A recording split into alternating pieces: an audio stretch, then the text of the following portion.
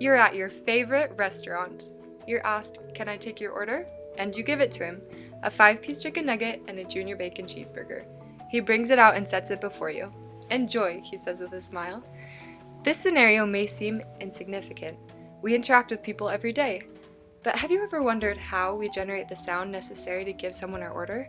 And how do we avoid inhaling each bite of that delicious burger we swallow? Each day we breathe, we talk, we sing, we swallow, and we laugh. Well, how do we do it?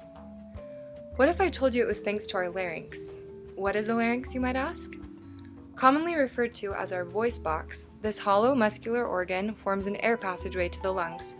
The larynx is located in the neck, inferior to the hyoid bone and tongue, and anterior to the esophagus.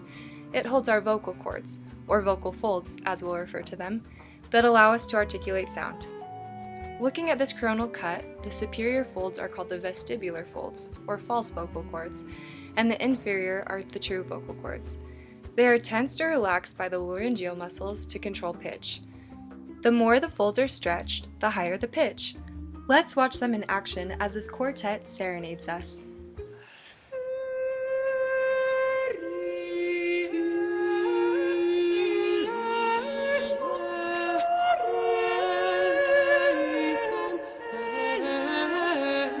In addition to vocal folds, the larynx has some other important anatomical features that allow it to do its job. The epiglottis is a flap of cartilage that depresses during swallowing to cover the glottis, which consists of the vocal folds and the slit-like opening between them, called the vestibule.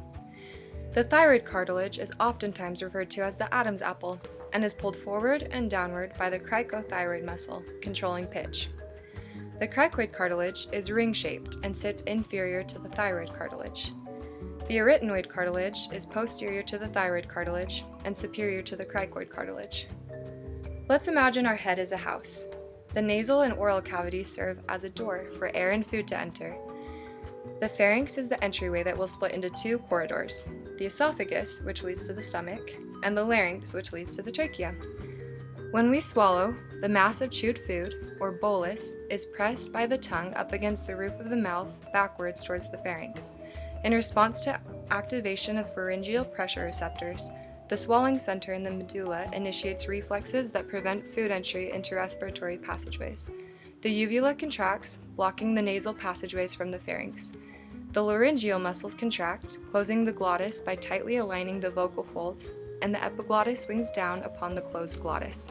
With all airways blocked off, respiration is temporarily inhibited. The bolus is then driven down the esophagus through pharyngeal contractions. In these anatomical processes, we can see the important functions of the larynx in our everyday lives. Without them, we would not be able to speak or even eat without choking on our food. So the next time you go to that nice restaurant you love so much, I hope you'll appreciate the larynx just as much as you appreciate your burger.